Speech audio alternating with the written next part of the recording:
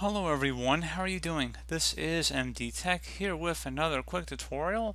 In today's tutorial, I'm going to show you guys how to go about changing the color of highlighted text on your Windows computer. So this should be a pretty straightforward process here, guys, and without further ado, let's go ahead and jump right into it. So all you have to do is open up the Start menu, type in Regedit, R-E-G-E-D-I-T. Best result comes back a Registry Editor. Go ahead and right click on that and select Run as Administrator. If you receive a user account control prompt, go ahead and select yes.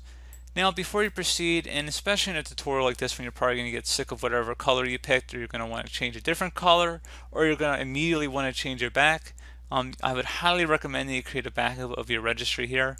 So in order to do that, just go ahead and select File, Export, File name. Normally the date that I'm making the backup is what I will do.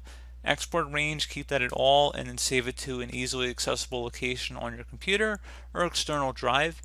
And if you ever need to import it back in, you just would select File and then Import and navigate to the file location. So again, pretty straightforward. And now we're ready to begin. So you want to start by double clicking on the HKey current user folder. Do the same thing now for the control panel folder. And then finally there should be a colors folder. Just left click on that.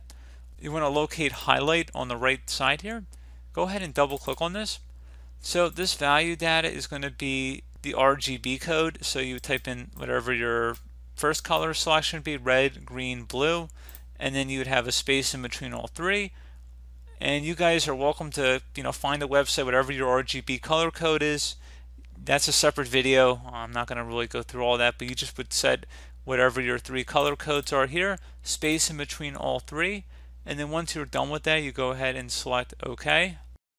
And then once you're done, you would close out of here, restart your computer for the change to take effect, and that would be it. So pretty straightforward process, guys. I do hope I was able to help you out, and I do look forward to catching you all in the next tutorial. Goodbye.